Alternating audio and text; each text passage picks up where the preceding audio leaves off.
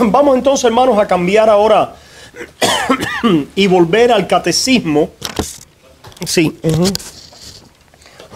Que a propósito no va a ser mucho cambio, porque lo que van a ver ahora es, le doy gloria a Dios porque todo ha coincidido, y me gustaría decir que fue porque yo lo planeé en una gran organización pastoral, que todo ha sido, ¿verdad? Pero no, ha sido la organización del Espíritu en su gracia y misericordia, que estamos tratando con el Día del Señor número 11, preguntas 29 y 30, que tienen que ver con Dios el Hijo.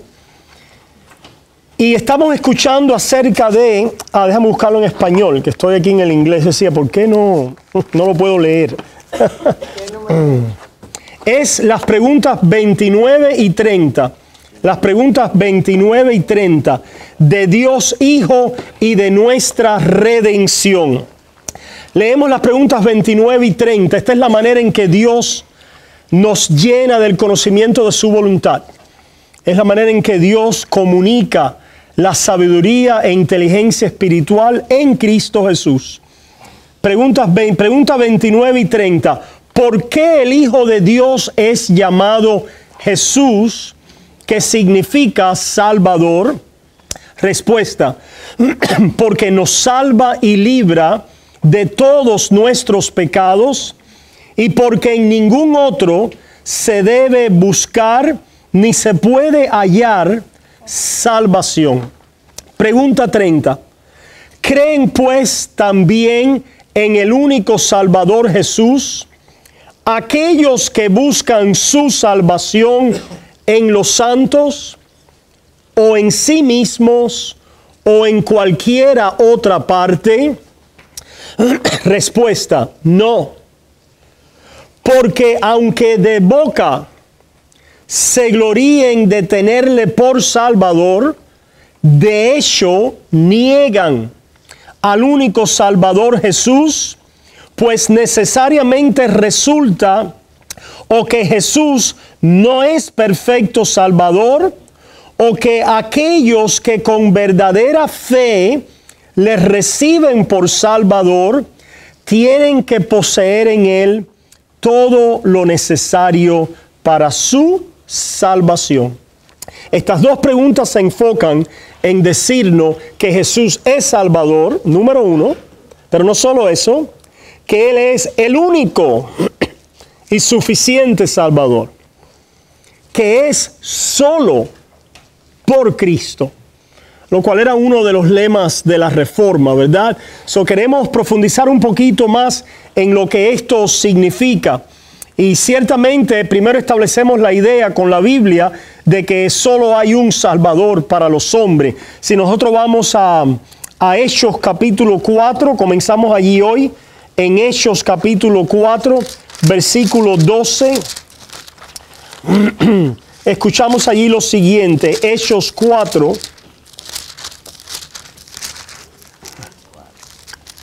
versículo 12, dice: y en ningún otro hay salvación, porque no hay otro nombre bajo el cielo dado a los hombres en que podamos ser salvos. ¿Se fijan? En ningún otro hay salvación. Dice, porque no hay otro nombre. No hay otro nombre. Ustedes recuerdan que nosotros comenzamos a decir, Hechos 4:12. Nosotros comenzamos a decir que nuestra fe o nuestra religión es la fe o religión de un mediador.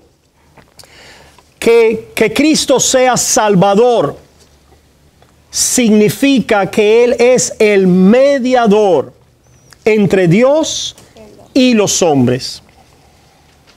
Que Él no es un Salvador como han venido muchos salvadores al mundo. Han venido salvadores al mundo diciendo, sigan mi ejemplo, hagan tal cosa, les dejo una filosofía, les dejo una serie de instrucciones y mandamientos para que ustedes sigan y de esta manera sean salvos. No, la idea aquí es que somos salvos a través de otro nombre. Necesitamos un nombre para ser salvo y no puede ser nuestro nombre. En otras palabras, no puede ser nuestra identidad. No puede ser lo que nosotros hacemos o proveemos. La idea del Salvador en la persona de Jesús es la idea de que necesitamos un nombre a nuestro favor. La idea de otra persona a nuestro favor. E interesantemente continúa diciendo bajo el cielo. Porque no solamente necesitamos un nombre, otra identidad u otra persona, sino que esa persona tiene que venir ¿a dónde? Aquí a la tierra. Tiene que venir a salvarnos, tiene que identificarse con nosotros. No puede ser un ángel, no puede ser una identidad superior, un espíritu, ¿verdad?, que allí esté en las regiones celestes. Es muy interesante porque la iglesia de Colosa había caído bajo precisamente este error. Habían mezclado el nombre de Cristo con el temor y la adoración a ángeles, que de alguna manera esos ángeles iban a abrir el camino, estos seres astrales y espirituales, para ellos poder, a través de ciertos ritos, ceremonias, rigores, etcétera, poder ascender, ¿verdad? Y poder ser salvos. No. La idea de que Jesús es el Salvador, que es su nombre personal, es que Jesús, que es Dios, descendió de los cielos y se ha convertido en nuestro mediador. Y es solo en su nombre, es solo el clamar, el descansar, el creer, el poner nuestra vida en el nombre de Jesús, que nosotros podemos ser salvos. Por eso es que hay muchas personas, como nosotros oímos en el Evangelio, que al final del día van a decir: hey, nosotros venimos en tu nombre. En tu nombre, sí, si nosotros tenemos el nombre de Jesús. Pero ¿qué significa tener el nombre de Jesús? Tenerlo como el único nombre, como la única identidad, como la única persona u obra o mediador entre nosotros y Dios. Hay muchas personas que tienen el nombre de Jesús y los santos. Tienen el nombre de Jesús y sus obras. El nombre de Jesús y otros caminos. ¿Se fijan? Pero lo que nos dice aquí el catecismo con mucha claridad y a la misma vez con certeza y afirmación, es que o tienes a Cristo como Salvador y tu único Salvador, o no lo tienes. Porque aunque clamas el nombre, no has venido ¿a qué? A confiar en este nombre como tu único y suficiente base y mediador entre Dios y los hombres. Hermanos, ciertamente venimos al Evangelio y nacemos de nuevo con muy poco conocimiento, podemos decir, de la palabra de Dios, etcétera. A veces con muchos errores, confusiones del pasado. Pero cuando nacemos de nuevo, porque hemos escuchado el Evangelio, y el Evangelio en su esencia básica es el nombre, la persona de Cristo en tu lugar, muriendo por tus pecados. Eso es suficiente para alguien diga: yo necesito ese Salvador. Y ciertamente el Espíritu Santo a ese que salva lo va a ir guiando al conocimiento de que es solo en Cristo, y va a ir poderse limpiando de qué, como oraba y escuchaba al hermano Yupanqui orar, de otra serie de confusiones o de mezcla que lo que hacían es quitarnos y robarnos nuestra seguridad y paz y confianza en Cristo Jesús. Muchos van a venir diciendo: pero en tu nombre hicimos. ¿Se fijan? En tu nombre hicimos. Pero no hicieron la voluntad de Dios. Porque ¿cuál es la voluntad de Dios para pararse delante de Dios? Confiar en aquel a quien Dios ha enviado. Ese que confía no viene en su nombre, viene verdaderamente en el nombre de Jesús. Y el que verdaderamente ha confiado en el nombre de Jesús ha comenzado a amarle, que es un fruto y un acompañamiento de la fe que confía solamente en el nombre. No venimos diciendo, mira mis obras y mira lo que he hecho. Porque eso sería de alguna manera clamar que es en mi persona o radica en mí esta salvación. O ciertamente en el día del juicio vamos a presentarnos y Dios va a manifestar las muchas obras de los creyentes. Ciertamente. Las obras gloriosas, vamos a estar vestidos de lino fino porque habiendo sido ya glorificados, estamos ahí delante de la presencia de Dios en la gloria de la imagen del Hijo y ciertamente serán públicas, manifestadas, gritadas en juicio a los no creyentes e impenitentes las obras del pueblo de Dios. Pero ciertamente lo que vamos a ver es, como dice en Apocalipsis, que los santos, ¿qué van a hacer con las coronas? Las van a poner a sus pies. Como diciendo, lo que ven en mí simplemente ha venido del Hijo y del nombre en quien yo he confiado. Yo no he ganado la corona yo no he sido el que, aunque la Biblia habla de esta manera, el que gane, el que venza, el que herede. Pero lejos esté de nosotros el venir a pensar que puede haber una mezcla en Cristo de alguna manera siendo una parte y nosotros ahora tenemos que vencer y hacer otra parte para poder ser aceptados por Dios. No, hermanos, Cristo es suficiente Salvador. Él ha vencido y nosotros vencemos perseverando en Él, confiando en su nombre. Hemos vencido por la palabra, la sangre del Cordero y la palabra de nuestro testimonio. Porque hemos continuado creyendo, perseverando, testificando de que Él es nuestro único y suficiente Salvador. Esto lo vemos también allí en Primera de Timoteo. Primera de Timoteo 2.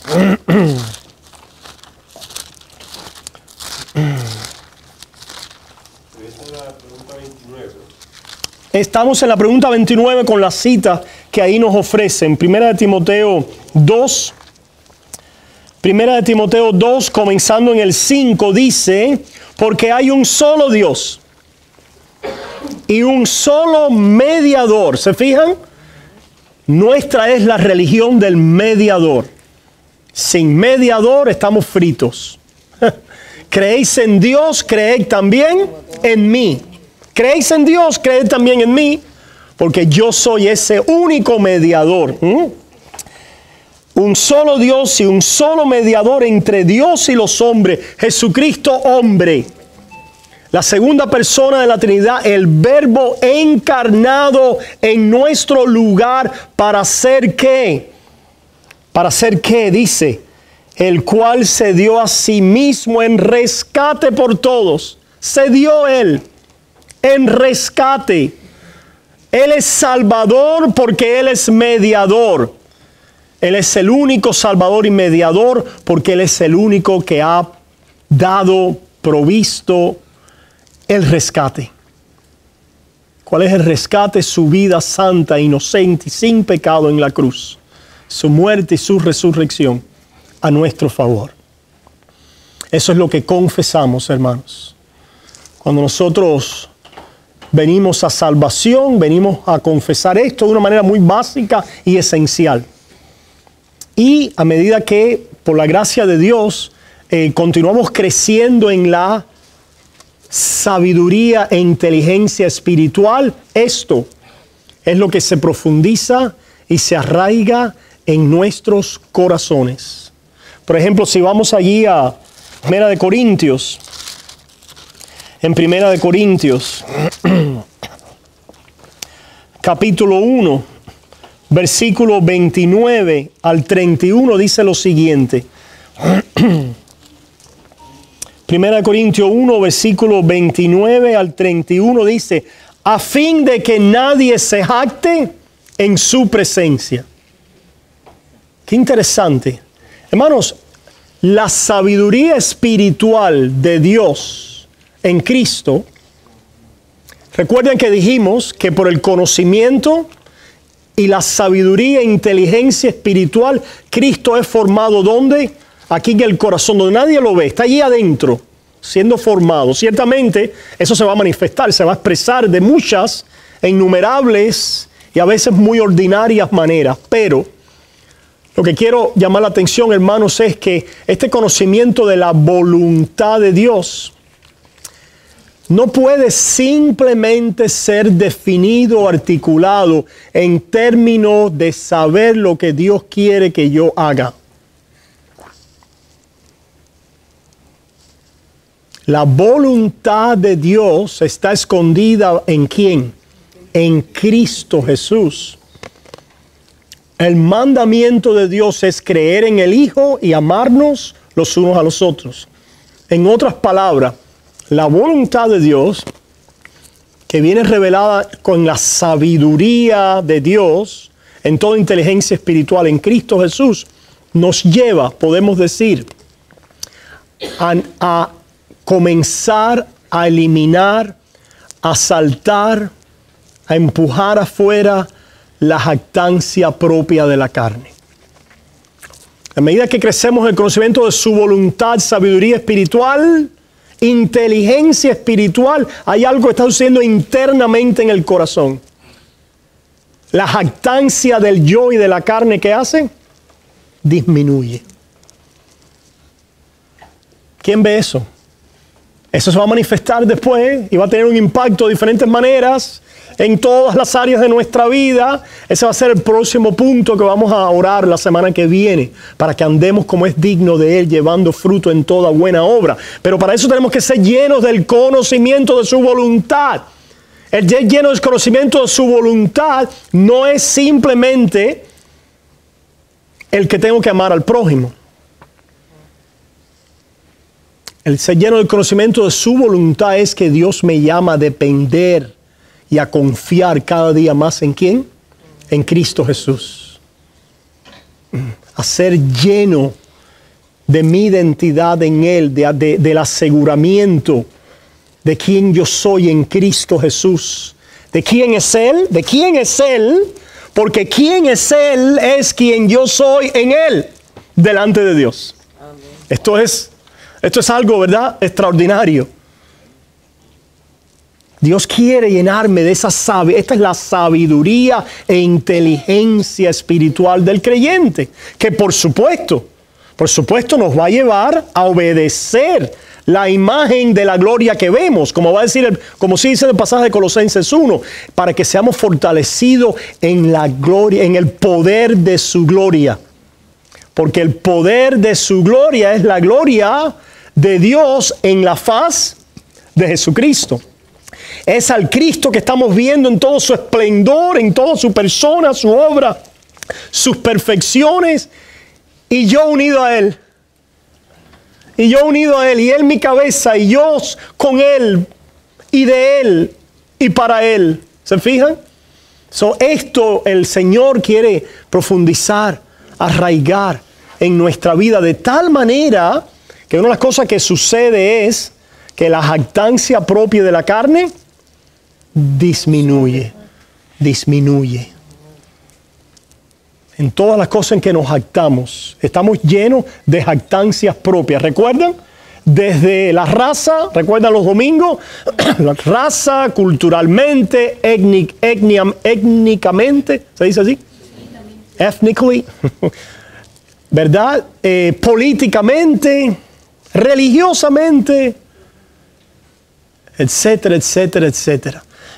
El Señor trae el Evangelio, la gracia de Dios, nos humilla, porque nos saca de nosotros y nos tira a Cristo. ¡Qué bueno! ¡Gloria a Dios!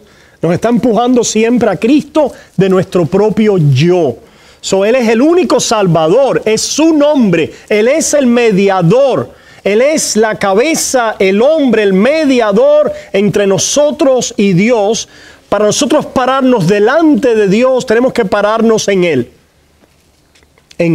con Él, y a través de Él. ¿Se fijan? Este es el conocimiento de Dios, la sabiduría y la inteligencia espiritual del creyente.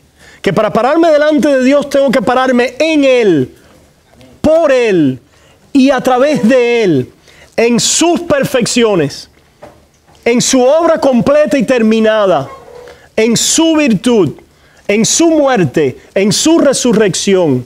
Él es mi cabeza y estoy unido a Él para siempre. Por lo tanto, a fin de que nadie se jacte en su presencia, versículo 30, mas por Él estáis vosotros en Cristo Jesús, el cual nos ha sido hecho por Dios. ¿Se fijan? Él nos ha sido hecho por nosotros sabiduría, justificación, santificación y redención. ¿Se quedó algo fuera ahí? No. Cuando ahora yo veo al viejo hombre que se quiere jactar, el viejo hombre es un jactancioso de primera clase. ¿Verdad que sí? No lo vemos ahí jactándose, gloriándose en tantas cosas, ¿verdad? Pero el nuevo hombre que está formado conforme a Cristo Jesús por el Espíritu de Dios nos dice, come on, vamos, caramba. Vamos, confiesa, arrepiéntete. Arrepiéntete. Pastor, me suena un versículo aquí en Romanos 8:28, que es un llamado, que a los que antes conoció también predestinó para que fuésemos hechos a la imagen. Claro que sí. Amén. Porque Él es nuestra sabiduría. En otras palabras, esto es lo que quiere decir, hermano, lo que quería decir Lutero cuando decía que nosotros somos simultáneamente justos o santos y pecadores. ¿Qué quiere decir eso? Si me miro a mí mismo, a mi propio ser, a mi propio yo, a mis propios pensamientos, a mi propio caminar, a mi carne, ¿qué voy a ver yo? Pecado, corrupción, maldad, incredulidad, duda, temores, ¿verdad? Lascivia, lujuria, concupiscencia. Todo eso está en nosotros. Pero nosotros estamos en Cristo Jesús. Él está en nosotros. Él está en nosotros por el Espíritu Santo. Y el Espíritu Santo testifica que somos de Él. Esto es, que estamos en Él. Cuando yo veo mi falta de sabiduría e inteligencia espiritual, miramos aquí a Cristo Jesús, que es la sabiduría de Dios a nuestro favor. Y le doy gracias a Dios, porque mi falta de sabiduría ahora no me separa de Dios, sino que Dios ha proveído una sabiduría a mi favor.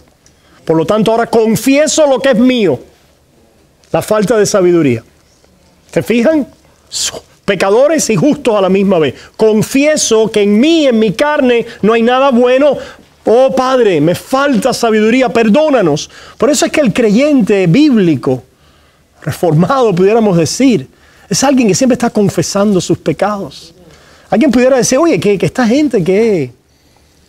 ¿verdad? Porque eso hoy suena, en el ambiente popular de hoy, esto de confesar los pecados, esto de vernos sucios, suena algo fuera de lugar para aquel que ya está en victoria. En victoria. No digas nada de eso. No, de ninguna manera. Pero espérate, si precisamente lo que está haciendo Dios en mi vida es que está poniendo a muerte el hombre antiguo y va a poner a muerte al hombre antiguo todos los días, sacándome de mi yo y llevándome a ¿quién? Y esto involucra la confesión, el arrepentimiento y la confesión, que es voltearnos del hombre antiguo a quienes somos en Cristo Jesús. ¿Se fijan? Y esto hermanos, es lo que trae el Espíritu cuando trae la convicción de pecado. Ciertamente por los pecados que hemos cometido diariamente, Pero no solamente por los pecados que cometemos, sino cuando nos muestra el estado pecaminoso que mora en nuestros miembros. Nos hace constantemente vivir una vida de arrepentimiento. El arrepentimiento no es solamente para cuando hicimos algo malo. ¿Se fijan?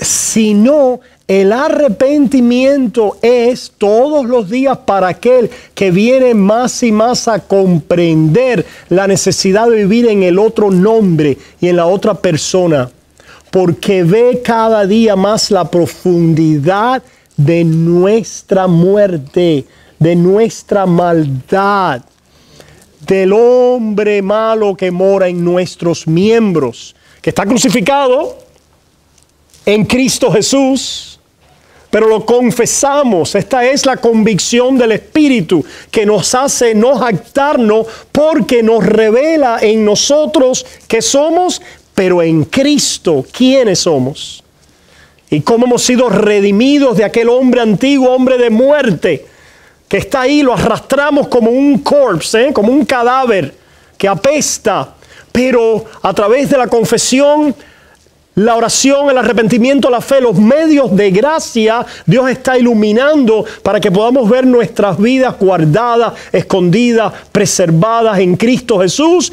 y para que podamos ser transformados a través de esa imagen que ahora contemplamos, creemos, porque venimos a una persuasión nueva.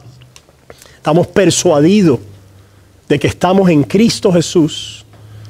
No tenemos ninguna esperanza propia, jactancia propia. Las hay, pero ¿qué pasa? Las confesamos. Hermano, cuando decimos que no nos jactamos en nosotros mismos, no quiere decir que no lo hagamos.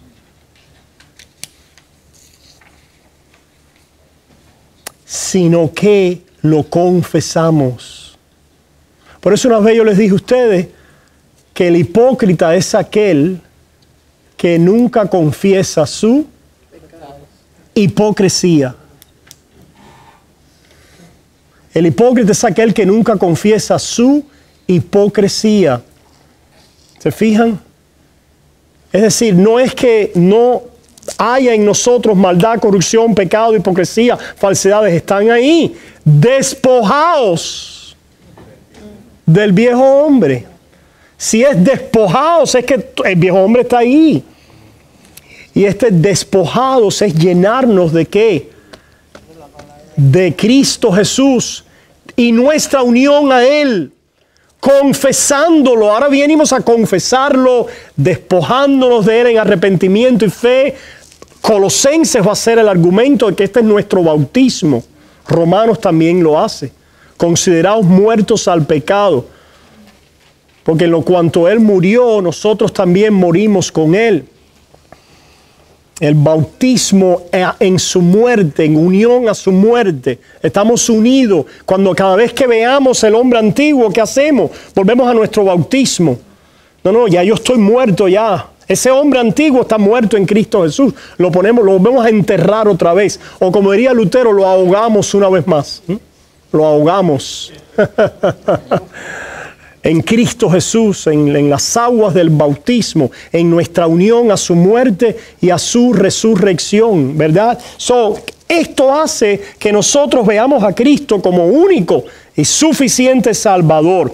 Mas por Él estáis vosotros en Cristo Jesús, el cual nos ha sido hecho por Dios sabiduría, justificación, santificación y redención, para que, como está escrito, el que se gloría, gloríese en el Señor. Venimos a Colosenses. Volvamos a Colosenses, capítulo 1, versículos 19 y 20. Dice, Colosenses 1, 19 y 20. Por cuanto agradó al Padre que en Él habitase toda plenitud. Toda la plenitud está en ¿quién? En el Hijo. Y por medio de Él reconciliar consigo todas las cosas, así las que están en la tierra como las que están en los cielos, haciendo la paz mediante la sangre de su cruz. La paz, la unión, la reconciliación ha sido efectuada a través del Salvador, el mediador, por la sangre de su cruz. Y a vosotros también, que erais en otros tiempos extraños y enemigos en vuestra mente. Mente y obras. Como el hombre es en su corazón, así es él en su vida. Eso es lo que dice la palabra, ¿verdad? Como el hombre piensa, así es él. Eso es lo que dice. ¿Se fijan? Pero por eso es que Dios nos ha dado la mente ¿de qué? De Cristo. Y por eso es que la gracia es efectiva. No creemos en una gracia estéril. No creemos en una gracia que no produce ningún tipo de frutos y transformación en la vida de un creyente. Eso es imposible.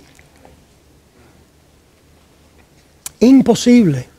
Por supuesto, en el tiempo de Dios, en las formas en que Dios da esos frutos, ¿verdad?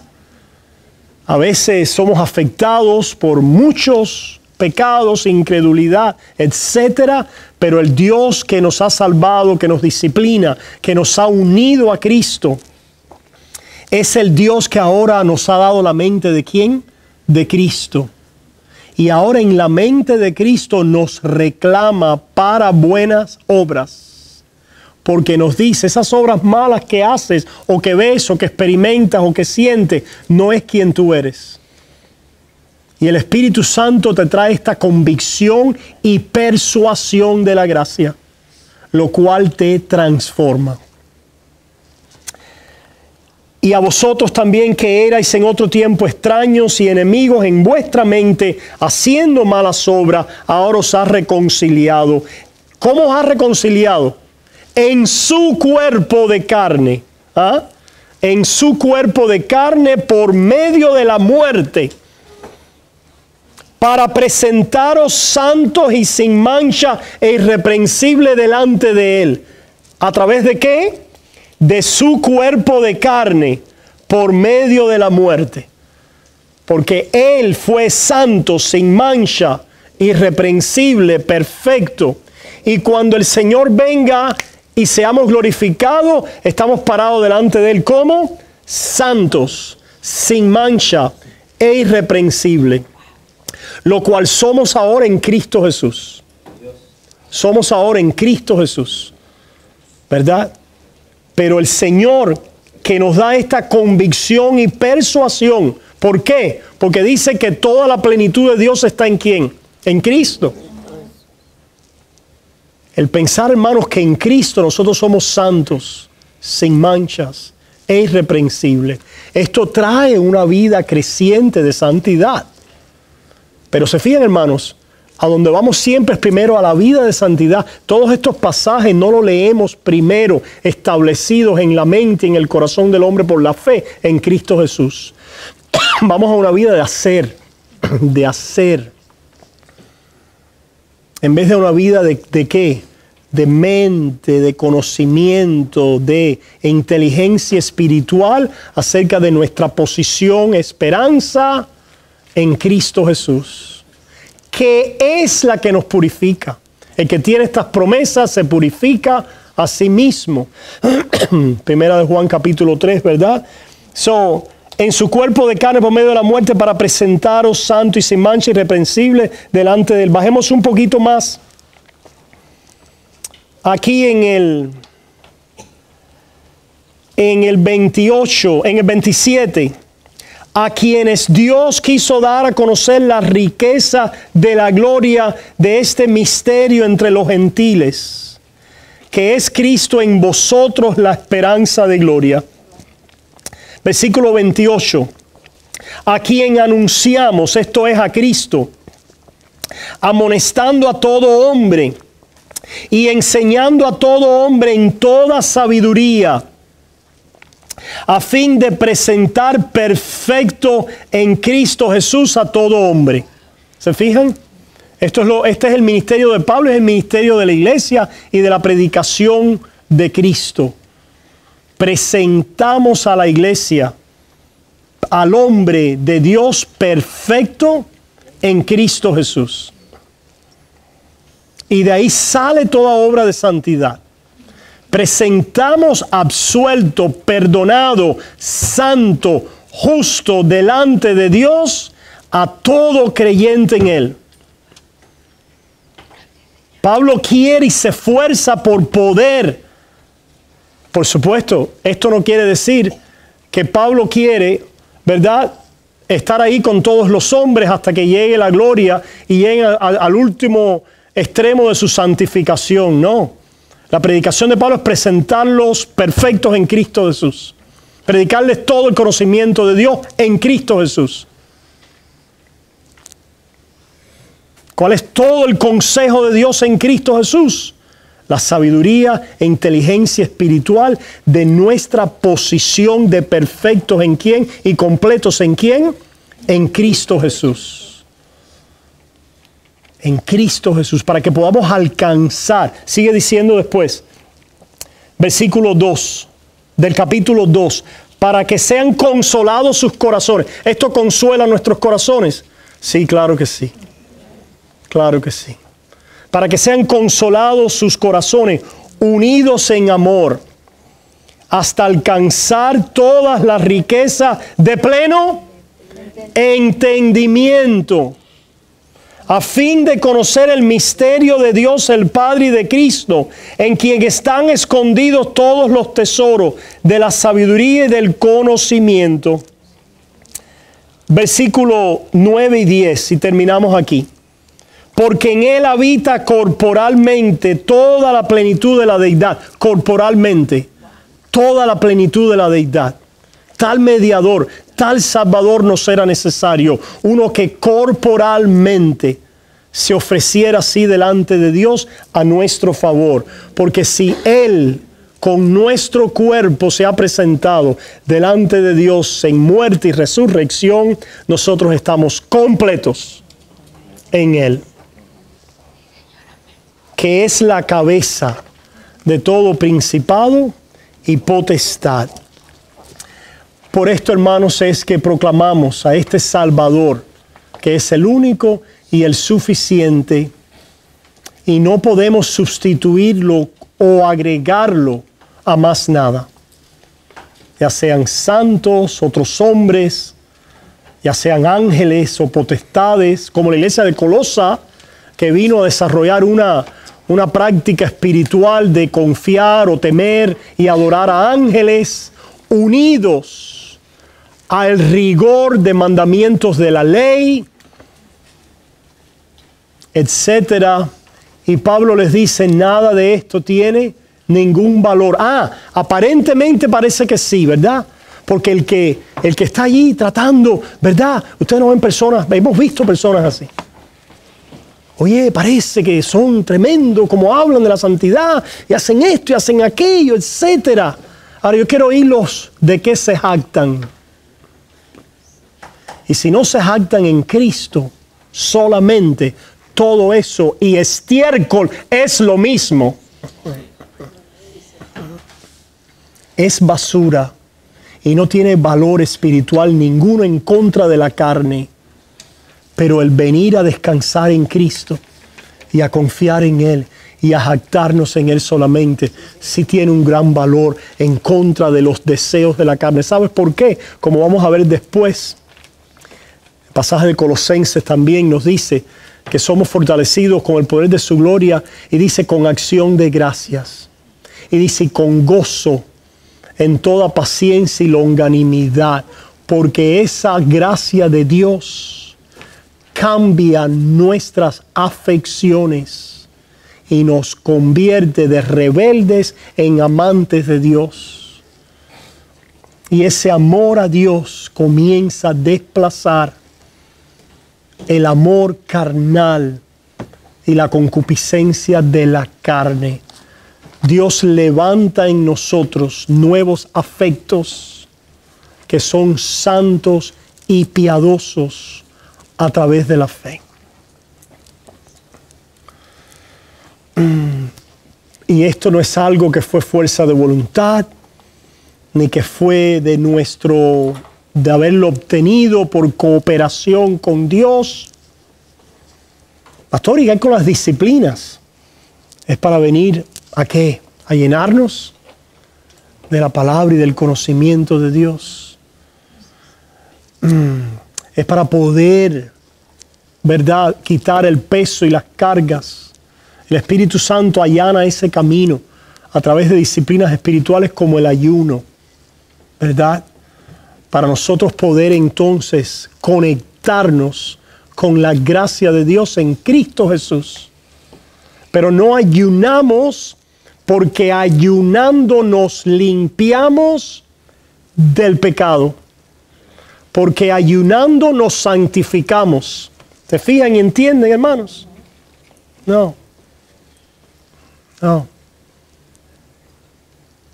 Es algo así como, ¿cuántos de ustedes han estado a la espera de un ser querido que va a llegar y la expectativa es tal que se les olvida qué comer o tomar agua? Porque tienen un anhelo y un deseo, ¿por qué? Por poder ver y ver al ser querido.